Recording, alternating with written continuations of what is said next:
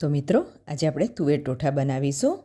એની માટે મેં અહીંયા આગળ લગભગ 750 ગ્રામ તુવેરના દાણા લીધેલા છે. એની સાથે છે 2 મીડિયમ સાઇઝની ડુંગળી અને ઝીણી સમારી છે, ટામેટાં છે 2 નંગ, અને લસણ અને આદુનો ટેસ્ટ આગળ પડતો હોય છે એટલા માટે લગભગ 15થી 20 કળી લસણની છે અને 2 ઇંચ આદુનો ટુકડો છે. હવે સૌથી પહેલાં આપણે તુવેરને બાફી લઈશું પાણીમાં. પાણી અહીંયા આગળ આપણે તુવેરમાં વધારે નથી નાખવાનું, ડૂબે એટલું જ રાખવાનું છે પાણી. અને તુવેરનો સરસ લીલો કલર જળવાઈ રહે એની માટે આપણે અહીંયા આગળ પિંચ જેટલો સોડા એડ કરીશું અને થોડુંક મીઠું એડ કરીશું. હવે આપણે તુવેરને બાફી લઈશું. હવે સિઝન જઈ રહી છે તુવેરની ને એની શિયાળાની, તો આપણે એક વખત તો આ બનાવીને ખાવું જ જોઈએ સિઝનમાં.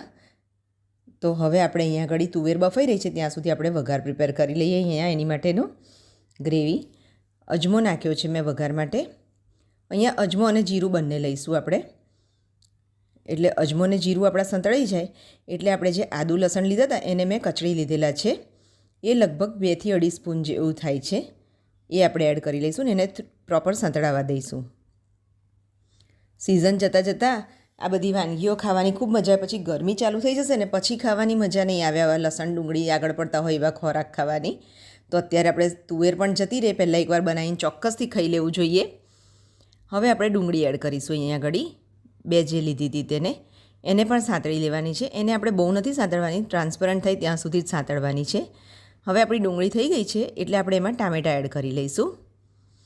ટામેટાને આપણે પ્રોપર ચડવા દેવાના છે અહીંયા આગળ. એટલા માટે આપણે એમાં મીઠું એડ કરી લઈશું કે મીઠાને લીધે કેવું છે ચડવાનો પ્રોસેસ થોડો જલ્દી થઈ જાય એટલે આપણે મીઠું એડ કરી લઈશું અંદર. અને હવે આને ઢાંકીને થવા દઈશું કે જેથી કરીને એકદમ સરસ આપણા ટામેટાં ઓગળી જાય.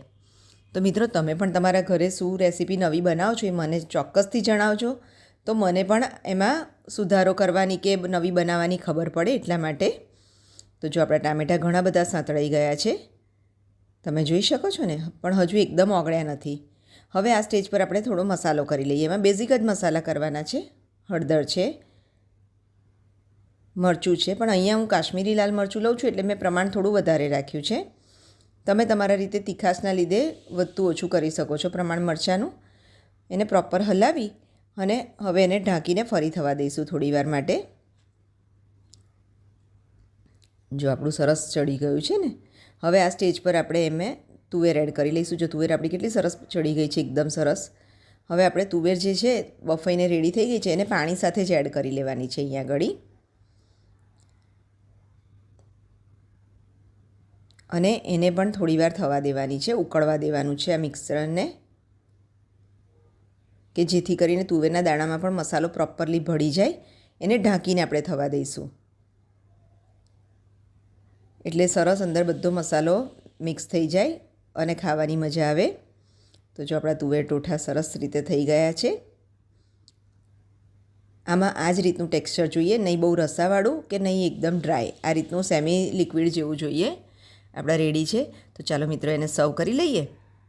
તુવેર ટોઠાની ઉપર આપણે ડુંગળી કરવાની હોય છે ઝીણી સમારેલી, અને એની સાથે સેવ ખાવાની ખૂબ જ મજા આવતી હોય છે. અને ઘણા એને બ્રેડ સાથે ખાતા હોય છે, કોઈ એને બન સાથે ખાતું હોય છે, કોઈ અહીંયા આગળ એને આપણે કુલચા સાથે ખાતા હોઈએ છીએ. તો આપણે અહીંયા આગળ બન સાથે સર્વ કર્યા છે. તો ગરમ ગરમ તુવેર ટોઠા ખાવા માટે ચાલો મિત્રો બધા આપણે, અને મારી ચેનલને લાઇક, શેર અને સબસ્ક્રાઈબ કરવાનું ના ભૂલશો. તો છે ને સરસ તુવેર ટોઠા, તો તમે પણ તમારા ઘરે ચોક્કસથી ટ્રાય કરજો.